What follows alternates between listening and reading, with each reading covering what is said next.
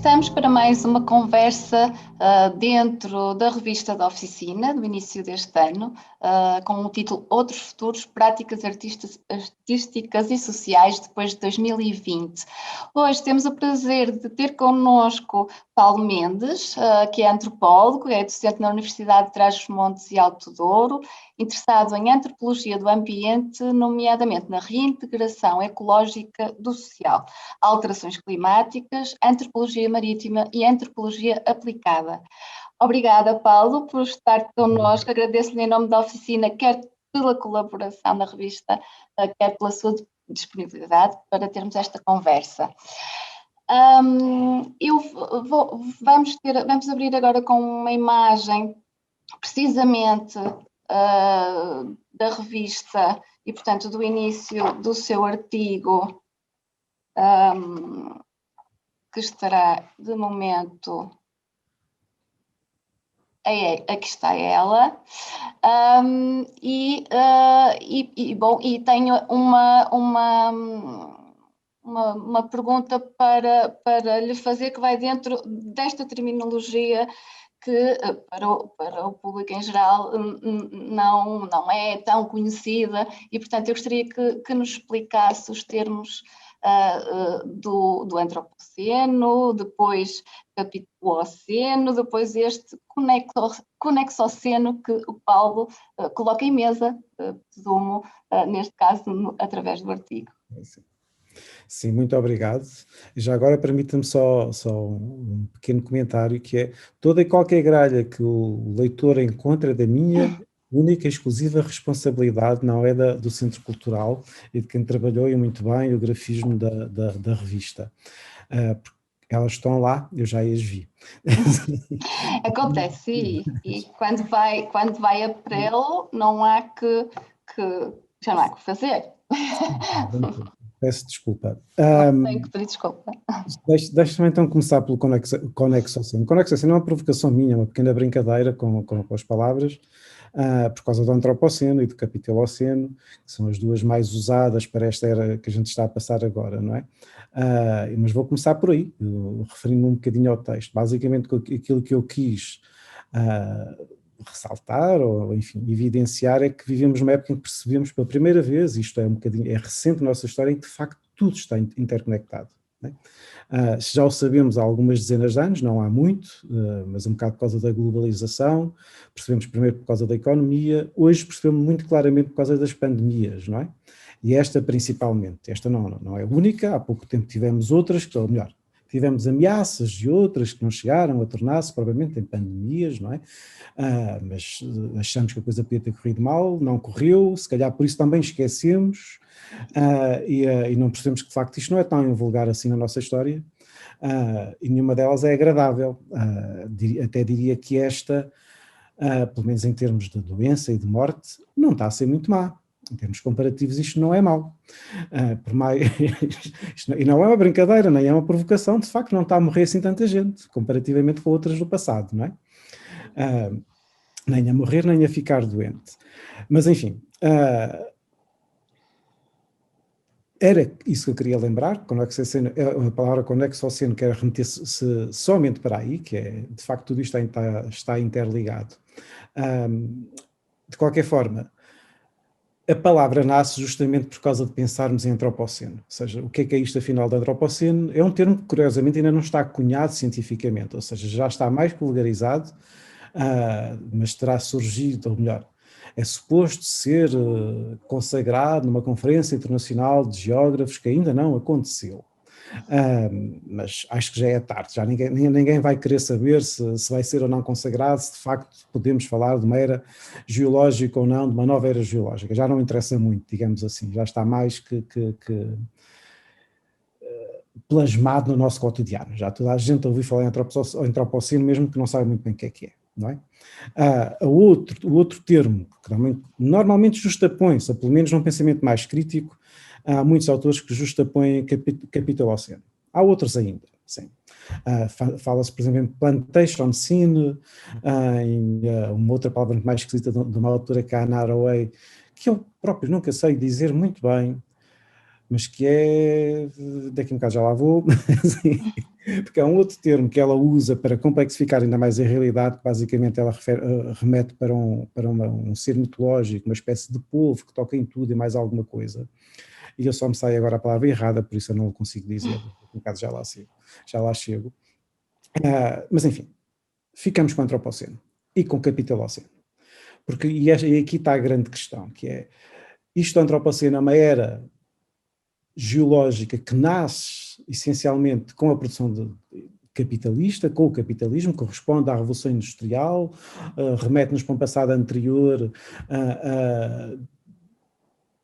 muito associado aos descobrimentos portugueses, muito associado também ao sistema de empréstimo, ou seja, aos primeiros bancos, tais como os conhecemos hoje em dia, tenham sido eles nas cidades-estado italianas ou em Amsterdão.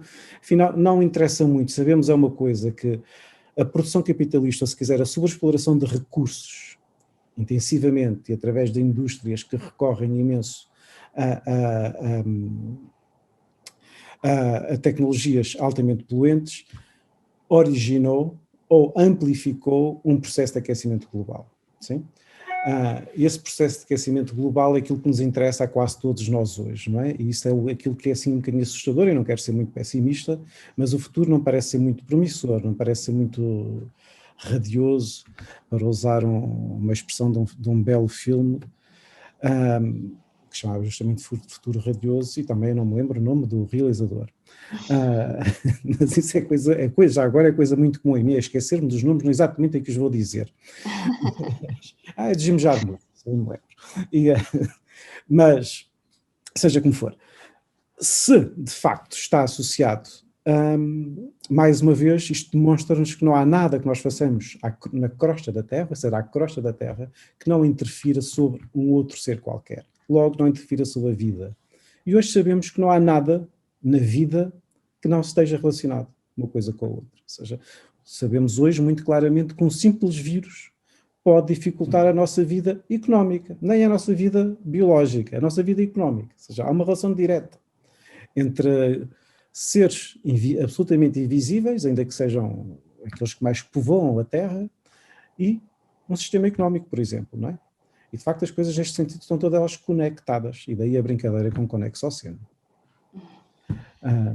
Muito bem. Outras palavras, andando à volta das palavras ainda, há outras, e que têm que ver com um processo de transformação, ou seja, aí já nos dá uma visão mais palpável ou mais realista de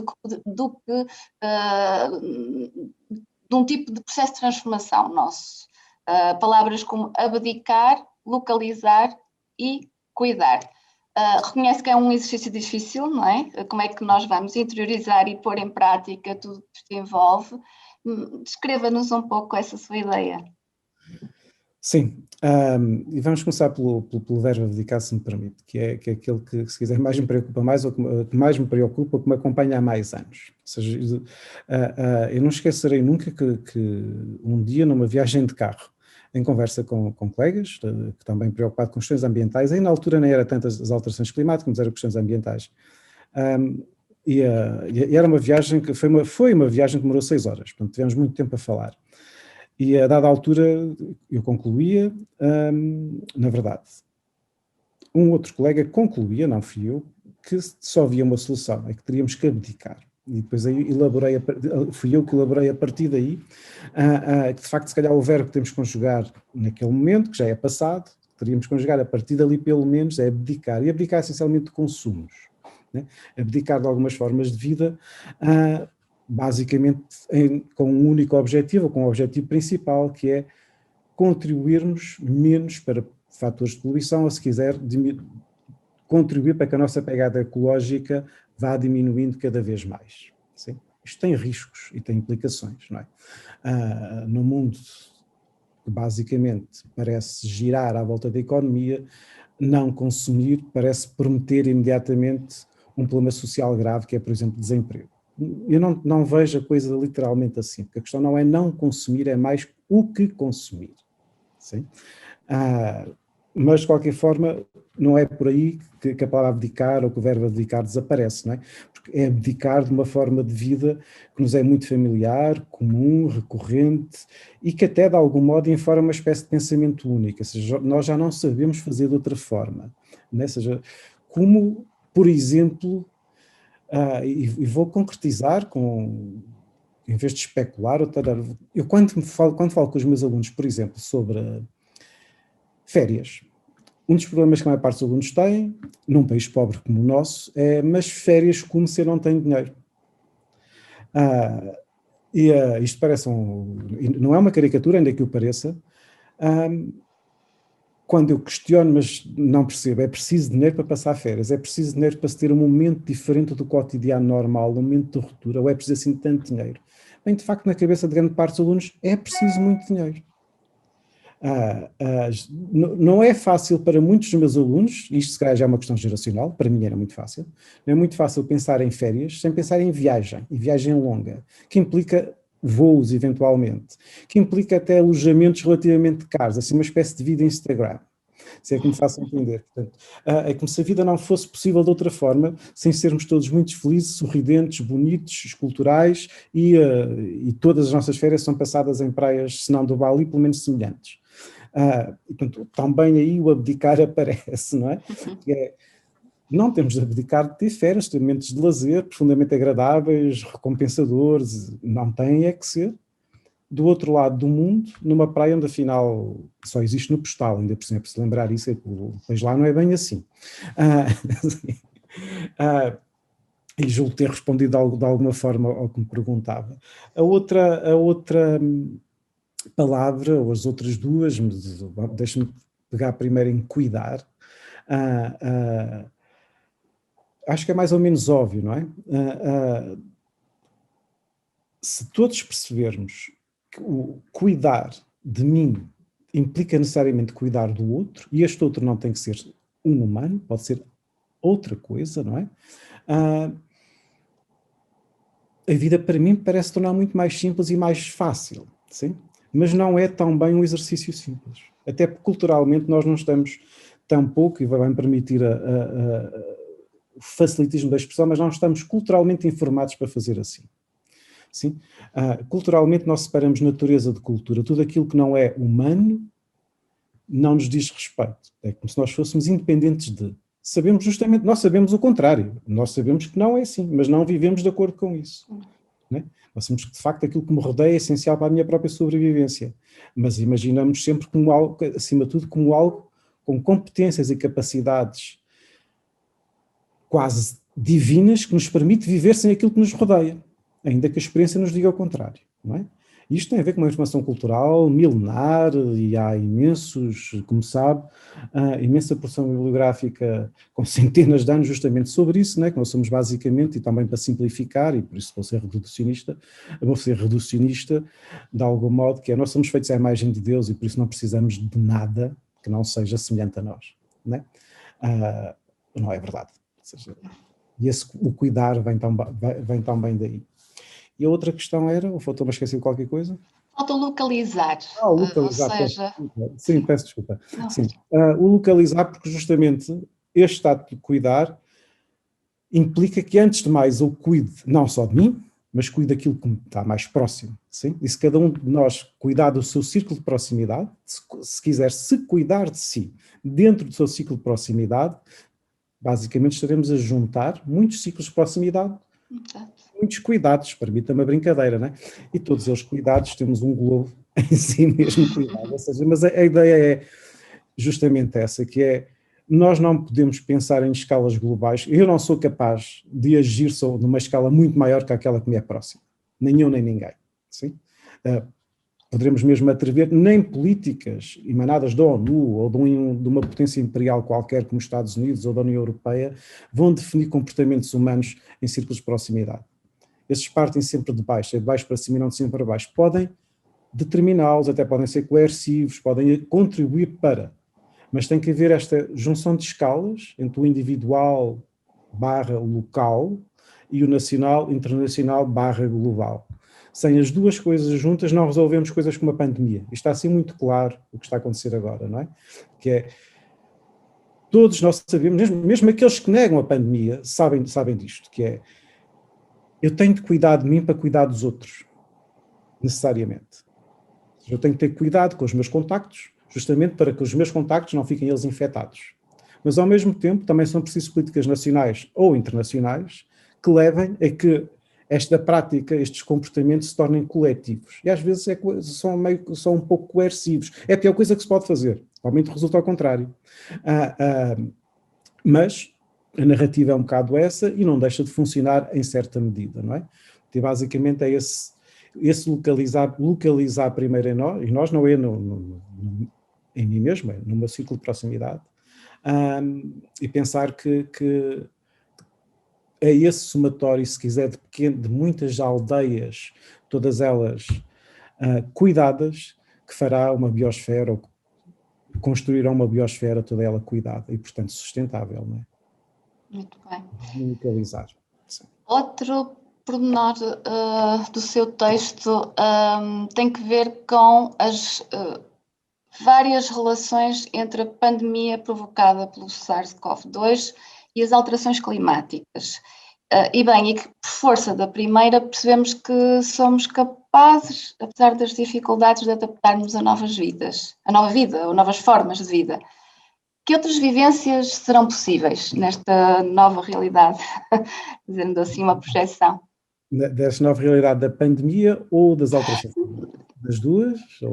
Sim, no fundo, uma atrás da outra, mas que percebemos que, por força da primeira, nós mudamos completamente. Estou eu e o Paulo aqui, num sistema, estamos a conversar num sistema que não tínhamos antes de 2020, sim. Ou pelo menos existia, mas estas vivências seremos mais individualistas, teremos mais... que tipo de relações é que nós caminhamos após ou durante este período em que vivemos? Se eu tivesse uma resposta, se eu tivesse uma certeza, qualquer certeza da resposta, se calhar não estávamos aqui a falar, já estava tudo resolvido. Para mim, teríamos resolvido os dois o mundo, não é? Sim, mas perceba a pergunta, porque essa de facto é a minha grande questão. Eu, curiosamente, acabei de ser uma conferência em que discutimos isso mesmo. Há aqui um problema de escalas, mais uma vez, não é? E de algum modo a resposta anterior remete-nos para aqui, ou estão intimamente ligadas, não é? É uma questão de escalas, que é o meu cuidado não significa necessariamente cuidar do outro. Deveria significar, não é? Deveria significar, mas não significa. E isso vê-se, por exemplo, para não usar os exemplos da pandemia, isso vê-se, por exemplo, em práticas, ou se quiser, outros consumos muito comuns, por exemplo, num grupo cada vez maior, mas naqueles indivíduos que praticam coisas como o well-being, ou o bem-estar, ou dietas ditas alternativas, mais vegan, menos vegan, não é isso que interessa, nem os vou classificar como positivas nem negativas, mas vai-se percebendo que há muitos desses grupos, ou dessas pessoas, que à custa de pensarem exclusivamente no seu bem-estar, e neste caso no seu próprio corpo, e só no seu próprio corpo, então vou-me pôr eu lá dentro, ainda que não o faça, e se calhar é um erro meu, mas ainda que não, vou pôr eu lá dentro desse grupo. Eu posso cuidar muito do meu corpo, fazer muito exercício, só comer produtos biológicos ou orgânicos, ser vegan, até em nome de uns quantos valores que me ultrapassam, que são maiores do que eu, como por exemplo o cuidado com os outros animais, não querer que eles sofram, essas coisas todas, mas ao mesmo tempo, para ter esse tipo de alimentação, acabo por consumir uma longuíssima série de produtos que são importados do outro lado do mundo. E a pegada ecológica, tudo aquilo que afinal eu estou a lutar, fica imediatamente destruído aí. Se eu importar chia, ou seja lá o que for, do Peru, todo o cuidado que eu tive a ter com o bem-estar dos animais, ou em nome do próprio planeta, desapareceu. Uma travessia transatlântica polui para 40 ou 50 anos, ou seja, a minha pegada ecológica fica gasta numa única viagem. Percebe o que eu quero dizer? Que há um contrassenso, né, nestas práticas que nos deveria fazer refletir muito, e podíamos voltar a localizar agora. Sim? Que aquela coisa de consumir localmente. Há uma frase que, se calhar, eu não quero fugir à sua pergunta, como é óbvio, e espero não estar a fugir muito, mas para mim é curioso lembrar, e não sei se está de acordo comigo, ou quem nos ouve está de acordo comigo, que é, há uns anos atrás, usávamos muito uma expressão que era age localmente, pensa globalmente. Act local, think global. Usava-se muito essa frase. Ela quase desapareceu, se é que não desapareceu mesmo do nosso cotidiano. Eu não a ouço dizer nunca. Quando se calhar deveríamos estar a repeti-la cada vez mais, não é? Ou seja, eu tenho que pensar localmente, tenho que agir localmente e ao mesmo tempo ter em consideração o global para que alguma coisa aconteça. E neste momento, até por causa da pandemia, pelo menos, obviamente não somos todos assim, mas isso é uma das coisas boas do mundo, haverá sempre diversidade para todos os gostos, não é? Mas há muita gente que só pensa estritamente em si mesma, não é? Seja por questões ideológicas, para defender um campo qualquer, seja por questões de saúde, seja por questões de familiar, seja inclusive por questões económicas para manter um estilo de vida do qual não quer abdicar ou do qual não quer perder, e só pensa individualmente. E de repente as questões globais esbateram-se um bocado e percebemos isso agora, por exemplo, com as tensões constantes, as tensões internacionais entre países, né, ou entre blocos, por causa do acesso à vacina, quem tem, quem não tem, quem é excluído, quem não é, quem tem direito primeiro, quem paga mais, todas estas questões.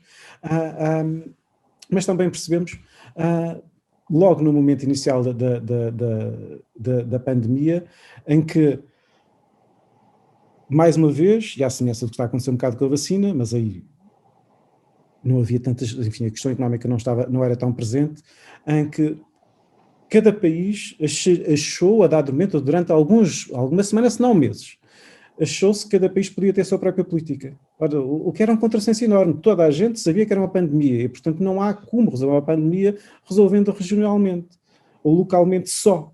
Tem que incluir esse local, se quiser, mas tem que ser pensado numa perspectiva global. Permita-me um exemplo, só para não estar a falar em abstrato. Não nos interessa nada estar todos vacinados em Portugal se os nossos vizinhos espanhóis não estiverem, por sua vez os franceses, por sua vez os alemães, por sua vez os búlgaros, por sua vez os russos. Resolve muito pouco, não é? E só resolveria se imaginarmos que há alguma povoação, alguma ilha, e temos exemplos no mundo assim, em que conseguem de facto manter isolamento e manter-se em isolamento. Né? Portanto, se eles estão vacinados ou não é grande preocupação, se os de fora também estão ou não, também é preocupação, porque não há contacto. Ora, não é o caso. No mundo em que vivemos não é o caso. Circulamos todos muito e muito, muito depressa. Mais uma das novidades desta pandemia, se fosse há poucas dezenas de anos atrás, anos 70, anos 80, ela não teria acontecido com a mesma rapidez. Poderia ter acontecido a pandemia na mesma, como é óbvio, isso não sabemos, mas não aconteceu com a mesma rapidez. Ou seja, não seria em dezembro na China e em janeiro em Itália. Não era, com certeza. Sim, seria um processo muito mais lento. Sim. Isso esta aceleração constante do tempo é outra das características do nosso tempo, né? Vivemos num tempo hiperacelerado, em que tudo acontece muito, muito, muito rapidamente. Para o negativo, para o positivo, como vemos com o caso da vacina, nunca ninguém imaginou que em menos de um ano... Em poucos meses, pois. Bom, agora voltando-nos para realmente o que nos dá a notícia, neste caso vamos passar aqui um desenho ilustrado do Doomsday Clock, ou o relógio do apocalipse. Isto no sentido, tendo em conta realmente que no boletim dos cientistas de energia atómica relativo a 2020, realça, e vou citar, o fracasso contínuo no combate às mudanças climáticas e à pandemia coloca-nos na posição mais próxima de um desastre irremediável, desde o simbólico Doomsday Clock, ou relógio do apocalipse, que foi iniciado em 1947. Portanto, é um bocado assustador que realmente estaremos, lá está, tic-tac, tic-tac. Nunca estivemos tão perto da meia-noite neste momento, apenas a 100 segundos de ponto sem retorno. Na sua opinião, Paulo, o que podemos fazer para atrasar este relógio? Será que podemos fazer alguma coisa? Não, mas com certeza. Ou seja, com certeza não é para me enganar a mim mesmo, não é? Ou seja, eu confesso que quanto mais trabalho sobre alterações climáticas, mais pessimista fico. Pois, claro. Confesso. É normal. Mas não é por isso que deixo, se calhar estou-me a enganar a mim mesmo, não é? Mas não é por isso que deixo nem é de acreditar, não deixo, não, é possível antever muitas soluções. Agora, qual solução? Podíamos é ser cínicos, não é? Ou seja, obviamente muitos de nós vão morrer por causa das alterações climáticas, não vão, estão a morrer. Eu espero não estar a enganar no número, mas julgo, as Nações Unidas, julgo que dizem que por ano estimam que morrem 7 milhões de pessoas por causa em consequência das alterações climáticas. Portanto, como é que estes cálculos se fazem, eu não sei, mas acho que é este o número que é dito. Estamos a falar de milhões, e com certeza o número é milhões, não é dezenas nem centenas de milhares. Já por causa das alterações climáticas, não é? Repito, desconheço como é que este número é conseguido, meia culpa, nunca me preocupei em investigar, mas seja como for, isso já está a acontecer, não é? Isto não é grave para o mundo, e vão perdoar o cinismo, mas morrer, todos nós sabemos que, enfim, a partir do momento em que nascemos, mais tarde ou mais cedo morreremos, não é isso? E morrerá sempre muita gente. O problema ético e moral não é a morte, o ético e moral é o porquê da morte. Sim? As mortes antecipadas injustificadamente, as mortes antecipadas literalmente por intervenção, culpa, e eu frisei a palavra culpa, não no sentido estritamente judaico ou cristão, mas também, porque não? Porque alguém não teve o cuidado com, então alguém morre. Sim? Esta espécie de necrocídio, ou se quiser até genocídio, muitas vezes irrefletido, portanto não foi desejado, não foi acontece, sim, e todos de algum modo somos culpados por, ou seja, se quiser, e nenhum de nós pode excluir destas coisas, não é? Isto é terrível dizê-lo, mas é terrível pensá-lo e saber porque o fazemos. Ou seja, eu cada vez que circulo de carro, eu estou a acrescentar algo à atmosfera que não devia lá estar. Sabemos que as pessoas morrem por doenças, por infecções respiratórias resultantes de poluentes atmosféricos. Eu contribuo para elas. Não é? Uma pequenina parte, mas eu contribuo para elas. Sim, não quero ter a atitude radical de um colega meu que no caso é americano, não interessa, mas de um colega meu que ele não faz não propagandeia propriamente a coisa, mas também não se esconde, mas também não vou dizer o nome dele, que deixou de ir a conferências, deixou deixou de ter carro, toda a casa dele tornou-se absolutamente obsessível. Aliás, ele apresenta-se imediatamente como alguém obsessivo, compulsivo em todas essas práticas, não é? E até é difícil imaginar os pontos em que ele chega, mas este que é caricato, vou-lhe dizer. Ele vive numa casa como todos nós, em que ele foi transformando gradualmente, principalmente nas questões energéticas, do acesso à água, blá, blá, blá, mas uma casa urbana, numa cidade, numa grande cidade nos Estados Unidos. Mas, por exemplo, tem uma casa de banho exterior. E ninguém pode usar as casas de banho, que são várias da casa dele. Estão fechadas, lacradas. Ninguém está lá dentro. Se alguém quer, tem que usar a casa de banho de compostagem que está no jardim. Por exemplo, eu não chegaria aí. Não deixo de o perceber. Mas não chegaria aí. Mas a esta noção, e com ele o problema começou aí, foi ele ter noção muito clara de que ele era alguém que contribuía para aquilo que ele próprio estudava e para aquilo contra o qual ele lutava. E, basicamente, encarnou um dilema kantiano ao ponto de dizer, eu não posso, ou isto ou suicídio. Portanto, começou a ter práticas destas, que obviamente lhe têm trazido muitos sabores, porque tem uma vida como todos nós, casado, com filhos, e obviamente imagino que é ser casado com alguém que não partilha desta obsessão de viver com uma pessoa assim, não é? A coisa é complicada. Ou seja, nós não teremos que chegar eventualmente aí. Sim? Todos. Mas temos todos de ter cada vez mais práticas mais sustentáveis. Não é? Eventualmente aí está a parte da solução. Sim? Começa aí. E não me parece que elas estejam a crescer. Bem pelo contrário. Esse é o problema. Bem pelo contrário, ainda que alguns índices, principalmente aqueles que têm a ver com a poluição atmosférica, estejam cada vez melhor. Mas isso será das poucas coisas que nós conseguimos. Sim? Ainda que eles vão flutuando, mas tendencialmente, se quisermos, é ao contrário da curva do Covid, tendencialmente eles estão a descer. Sim? Tendencialmente, mas será dos únicos. A poluição das águas é justamente o contrário. E, portanto, enfim, não é fácil, mas acho que é possível. E a partir do momento em que nós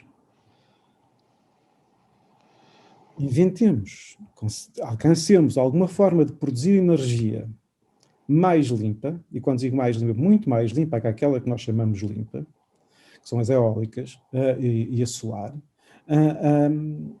aí talvez enfim, estaremos mesmo a caminho de um processo de resolução de grande parte dos problemas. A antecipação disso não é fácil, mas estamos a caminho, né? Mas aparentemente estamos a caminho e a passos acelerados estão bem. E se calhar um dia vai ser tão premente, tal como a pandemia. Ou seja, quando nós percebermos que não é meia dúzia de pessoas aqui e acolá que estão a morrer, né? Quando houver muita gente ao mesmo tempo com problemas resultantes de alterações climáticas, se calhar nós começamos a corrigir processos em modo acelerado. O primeiro tem que ser esse. Se queremos manter um estilo de vida semelhante ao nosso, que recorre a um uso excessivo de energia. Sim, certo. Aí sim, pronto, há uma série de propostas. Será desde a produção de energia nuclear, por mais que isto possa parecer um contrassenso, de forma mais limpa, seja de forma absolutamente limpa, com aquilo que se está a ensaiar agora um bocado, não pelo mundo todo, mas quer na China, quer na Europa, por fusão nuclear. Pois, era exatamente, agora vou saltar 2 perguntas, mas aproveito essa deixa para pedir para passarmos a imagem do ITER, o International Thermonuclear Experimental Reactor, portanto certamente conhece, eu vou pedir para colocar a imagem, um reator de fusão magnética, que está de momento a ser construído, olha, vemos exatamente aqui o desenho gráfico, o projeto, cujo objetivo é estabilizar no seu interior o mesmo tipo de energia que produzem o Sol e as estrelas, de modo a gerar um recurso energético totalmente limpo e inesgotável.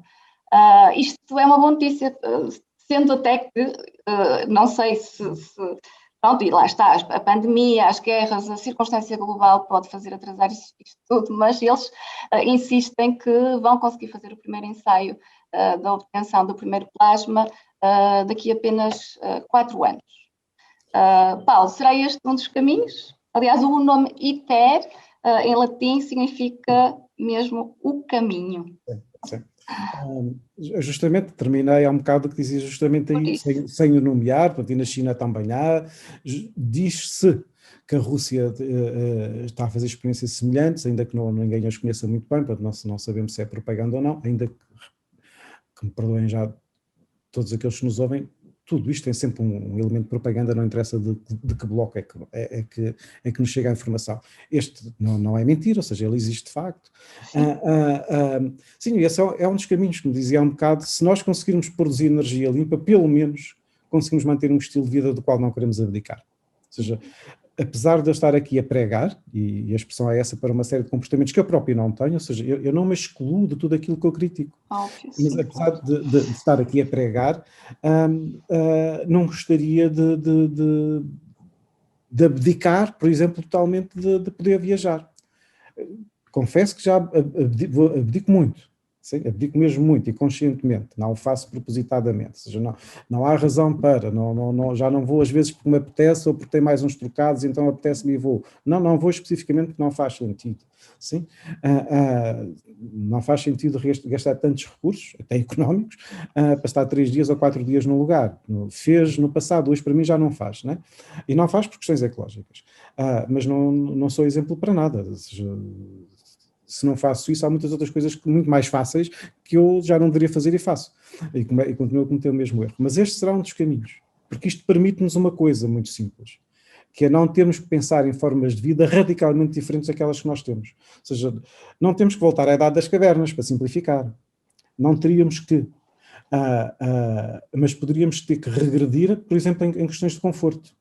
conforto que não é só físico, aquecimento, ou assim, Portugal nem sequer é um bom exemplo nesse aspecto, não é? Mas em questões de aquecimento, das questões da climatização das nossas casas, não, é também conforto emocional e até afetivo. Emocional porque vivemos num mundo feito de desejos em que somos permanentemente estimulados e quando nós nos satisfazemos ficamos emocionalmente afetados e não é fácil vencer todos esses estímulos, mas também afetivos.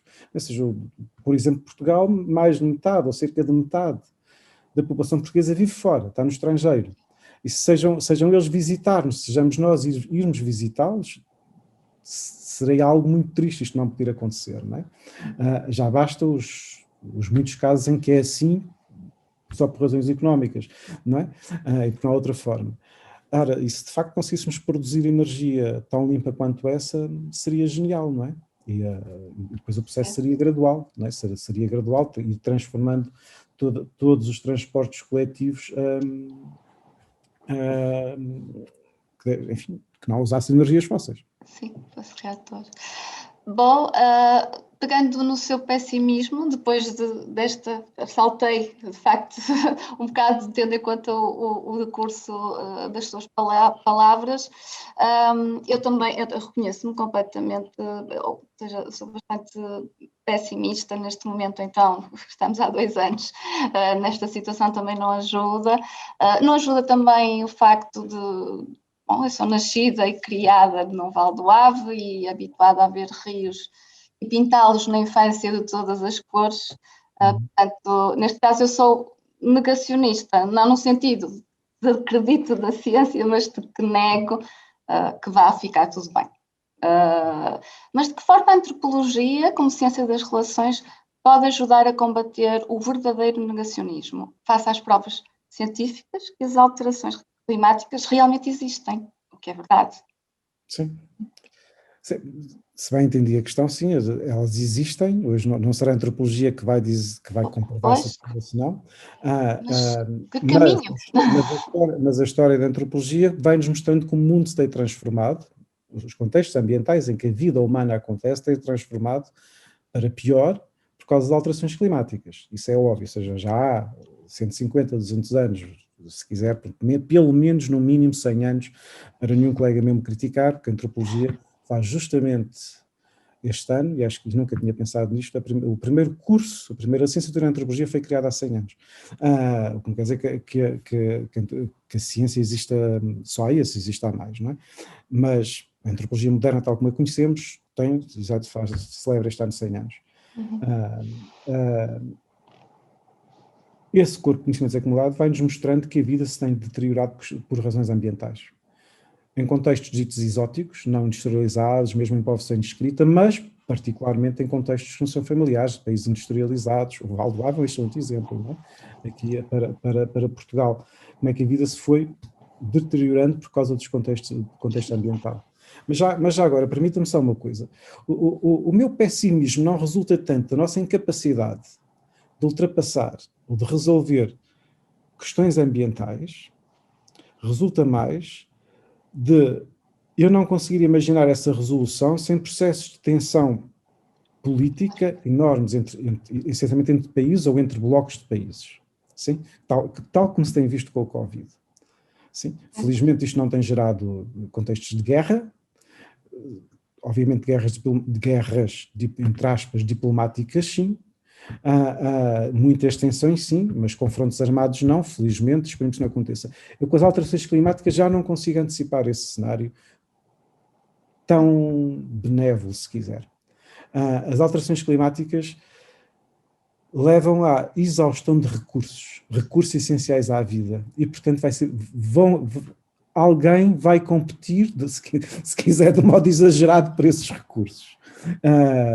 Já aconteceram. É preciso lembrar que a própria guerra na Síria tem assim, uma espécie de última gota d'água que é precisamente um transvase d'água. Né? Há uma questão ecológica, né? Obviamente, dentro de todo um outro contexto religioso e étnico, mas a questão ecológica foi essencial para o explotar do confronto armado com o transvase d'água. Né?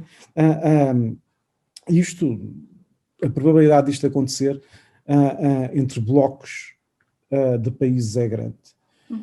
Poderemos é perceber muito rapidamente, se a coisa for acontecer de um modo tão drástico e tão rápido como a pandemia, Sim. que não parece muito, muito plausível, porque as alterações climáticas, pelo menos até agora, ou seja, elas não acontecerão em todo o lugar e ao mesmo tempo. Sim? Mas se acontecesse, então eventualmente se calhar uniríamos mais esforços e estaríamos a assistir a confrontos diplomáticos em quem pode Claro. mais, tem mais tecnologia. Mas de outro modo eu antecipo mais depressa contextos como já estão a acontecer, repito, eu não estou tão pouco a prever futuro. Sim, Refugiados, não, que está. Sim. refugiados É verdade. ambientais, refugiados ambientais, confrontos. Exatamente. As vagas migratórias que assistimos. Agora, já agora eu avanço já para outra questão que tem a ver com o que estamos a falar agora. Já estaremos a iniciar um processo verdadeiramente global, a que estas vagas e esta procura, estas fugas, não é, de territórios que já não são cultiváveis, quando já só estará a afetar os países mais pobres. Portanto, Não está. Não está. Deixe-me responder de uma forma, enfim, não vou classificar, vou responder de uma forma um bocado aparentemente longínqua, mas que vai ver que não está assim tão longínqua. Um dos países mais ricos do mundo, e é um dos países que eu tenho estudado e com quem trabalho, que é a Noruega, ou com colegas com quem eu trabalho, que a Noruega todos os anos, um bocado à semelhança dos outros países, produz o seu relatório sobre alterações climáticas.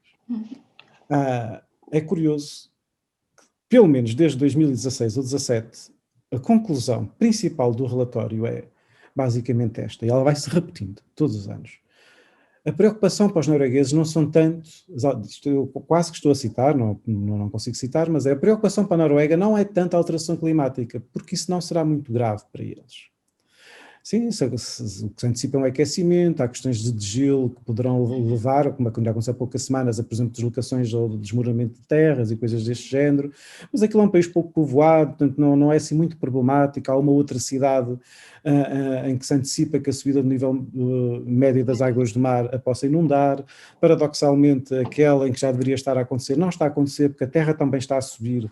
Basicamente o que está a acontecer, o mar está a subir, mas a terra também, por causa das infiltrações da água, no caso é Bergen especificamente, ou seja, a zona mais baixa de Bergen, o Brig, a zona portuária de Bergen, neste momento já devia estar a ser inundada com regularidade e não está. Veio-se a descobrir que afinal a água subiu, tal como se esperava. Só que a terra subiu, isso é que ninguém tinha previsto. O equilíbrio natural. Parece uma brincadeira, mas é verdade. Isto, e de facto estamos sempre a aprender, não é? Mas basicamente, ok, tudo isto pode acontecer lá, mas ao mesmo tempo a agricultura poderá crescer, podem diversificar os seus produtos, porque até agora é maçã, vou brincar, mas é maçãs e pouco mais. Enfim, podem ter cenouras, tomates e coisas do género. Mas o problema, ponto final, portanto, isto tudo aquilo pode acontecer em termos ambientais, e o problema é, mas temos é que preocupar com as vagas de gentes do sul que virão para o norte. Claro, exatamente, para fazer causar a pressão. O problema deles, e não escondem, né? Eles não estão preocupados com as alterações climáticas nos países do norte, especialmente do norte da Europa em particular, mas acontece um bocado no Canadá. É que eles sabem que necessariamente há uma massa enorme de pessoas que só têm uma solução. Ela agora vem para a Península Ibérica e para o sul da Europa, né? Porque está mais perto, vem de África, né? Mas daqui a uns anos não é de todo difícil imaginar que somos nós, portugueses, a ter que andar para o norte. Sim.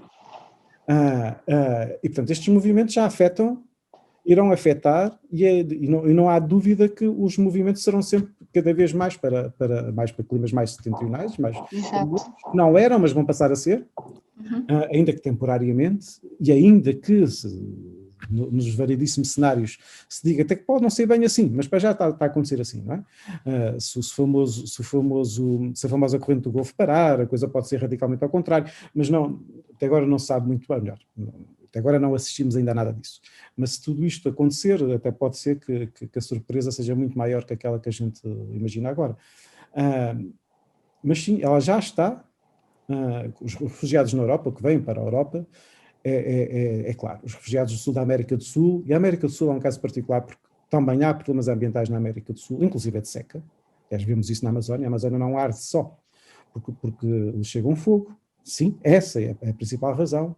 E obviamente nada aí entra em autocombustão, mas arde tão rapidamente porque cada vez está mais seca. Sim?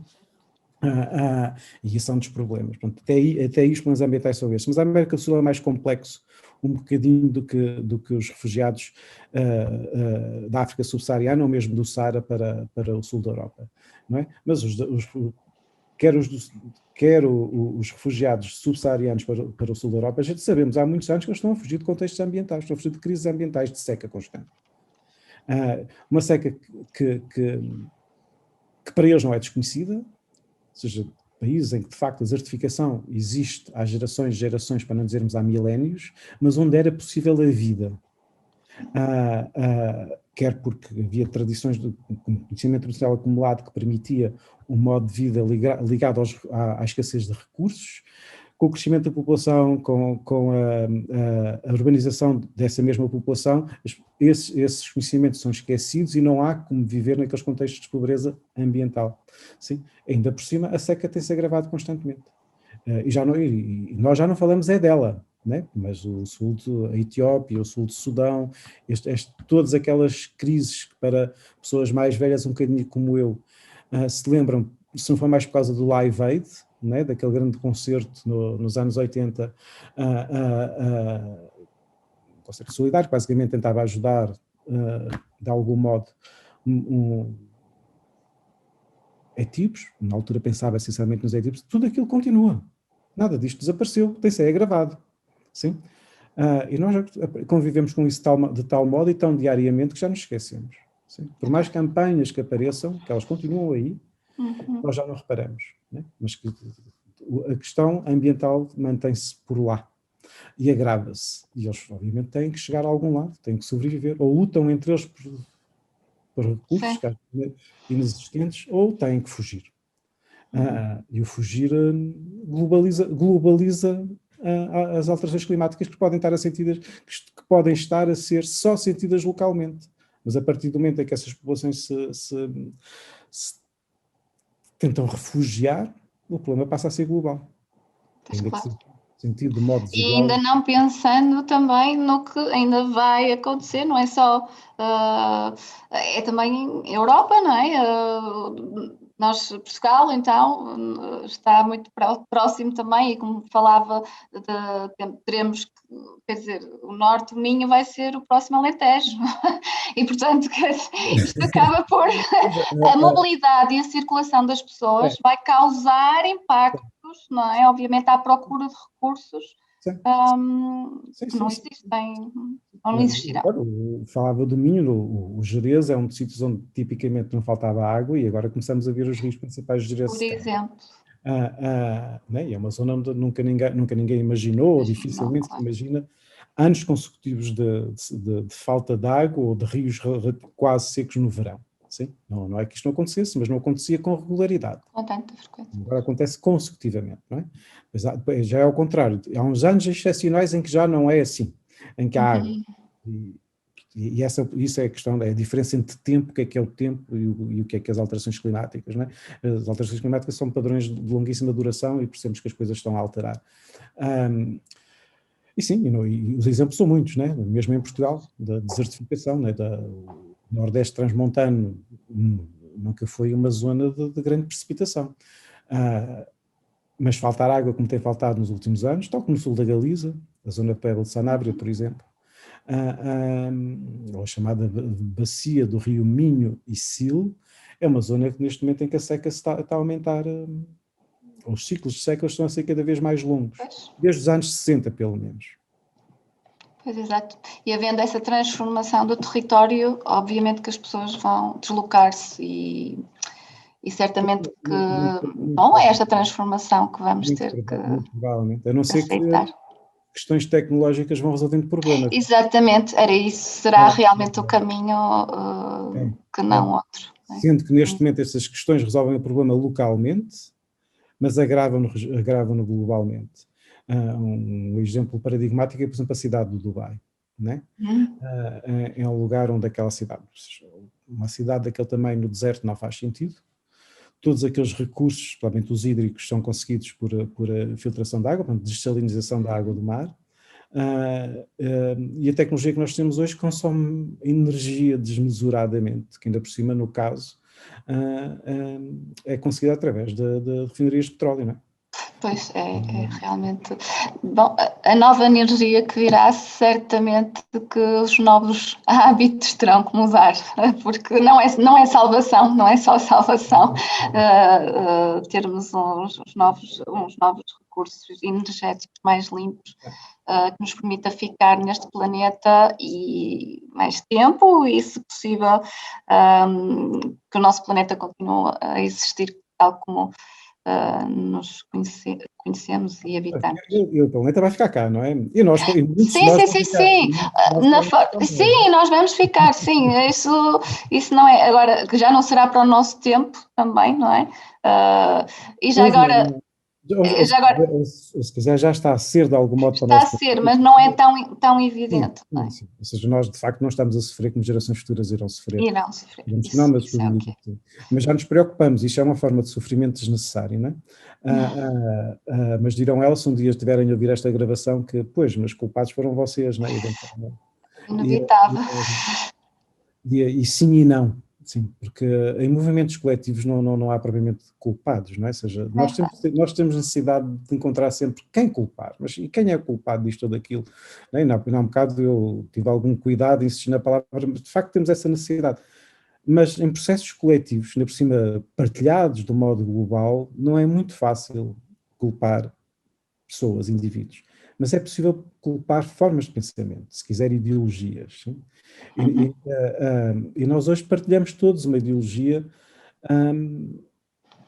que torna, por exemplo, e vamos voltar, permita-me usar o exemplo outra vez das vacinas e do Covid, que torna, por exemplo, não é quase, que torna impossível pensar a um indivíduo que não se reconheça em ideologias ditas de esquerda, coletivizantes ou comunistas, a possibilidade das vacinas serem fabricadas fora das fábricas dos detentores das patentes. Percebe o que eu quero dizer? Sim, o facto de alguém mais liberal, neoliberal, e não estou a fazer julgamento de nada aqui, nem muito menos de alguém, não sugerir ou não apontar como possibilidade para que as vacinas se desmultipliquem, ou seja, para que todos nós tenhamos acesso mais facilitado e mais rápido às vacinas, a construção de fábricas, ou por simplesmente a cedência de patentes a outras fábricas, a outras farmacêuticas. Eu sei que isto é possível, pode ser que a indústria esteja toda tomada, aí eu não desconheço. As farmacêuticas continuam a fabricar outros medicamentos, outras vacinas, portanto, se calhar não há possibilidade de produzir noutras, não é? Mas seja como for, mas há com certeza capital e vontade, até porque já empresários assim ofereceram-se para tal, se construir fábricas para produzir a vacina. E não se vê abertura, pronto. Mas o que me interessa é porque é que alguém com uma mente mais liberal, e no sentido económico, ou neoliberal, se quiser, não concebe tampouco à partida a possibilidade disso acontecer. Não sei se me faço entender. Sim, o problema não é achar que isso do ponto de vista económico, político ou ideológico não está correto, não é isso. É que nem sequer se lembra dessa hipótese.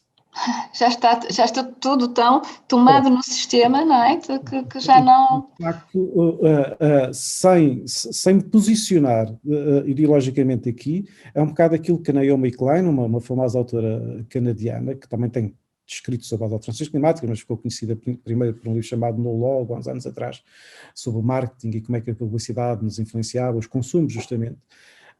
Ela diz uma frase muito curiosa e que é tão simples, quase não, é panfletária, produz eminentemente sentido. O capitalismo não é um modo de produção. O capitalismo é um modo de pensamento. E aí estará um problema, sim? Que é o facto e retiramos aqui o peso ideológico da coisa, não é se é capitalismo ou não, o problema é quando nós já não conseguimos pensar para além porque temos um sistema de pensamento que não admite em si mesmo outras formas, outras possibilidades.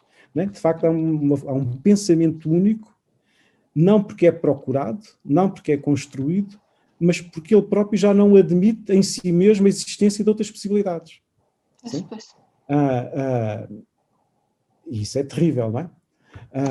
É terrível quando pensamos no bem coletivo, principalmente, porque então aí não há saída nunca, a não ser mais do mesmo. Sabemos que estamos errados, mas não sabemos que outra coisa, percebe? Isso é terrível.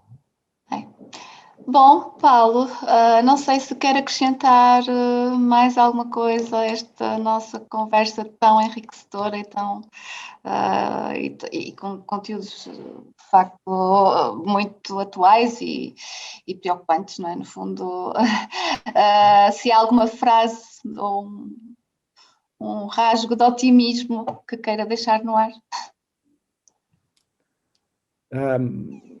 Deixa-me recorrer a um bocado àquilo que eu dizia, que é, se nós pensarmos que cuidar de mim significa cuidar do outro, e que é o somatório destas partes, por mais pequenas que elas sejam, não é?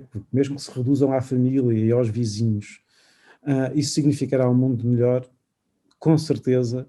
Acho que não temos, assim, apesar de tudo, não temos razões de ser exclusivamente pessimistas. Porque obviamente haverá saída para muitas coisas, acima de tudo teremos muitas surpresas boas, não é? Temos é que também nos lembrar que aquilo que é negativo ou que nos dificulta a vida faz parte da própria vida. Mais uma vez, e vai-me permitir, eu calo mesmo aqui, esta pandemia não é novidade. Existem há muito tempo. Desde sempre, desde que nos conhecemos e pelo menos temos dado sobre nós mesmos. Existiram sempre, sim. Teremos é que arranjar formas de não as agravar. Sim. Sim? Porque sabemos que pelo facto de sermos cada vez mais e estarmos a invadir território que deveria ser dedicado a outros seres, não humanos, sim, está a ser invadido. Dos habitats E, portanto, nós estamos a cruzar demasiado com outros seres que precisam do seu próprio espaço. Mas também não vale a pena dramatizarmos muito aquilo que afinal sempre foi normal. Sim. Repito, tal como a pandemia. As alterações climáticas antropogénicas, essas não existiram, mas existiam alterações climáticas extremamente lentas, sim, extremamente lentas, e portanto não afetavam o cotidiano de ninguém. Agora começam a afetar, e portanto basta cuidarmos um bocado de cada um de nós e se calhar a vida começa a correr melhor para toda a gente. Muito bem. Muito obrigada, Paulo, mais uma vez. Desejo-lhe o melhor deste mundo e que continue a investigar e a chegar a bom porto e trazendo-nos novidades reais, não é? Muito obrigado. Eu é que obrigada eu. Obrigado. Obrigada. Muito Adeus. obrigado. Obrigado. Até breve.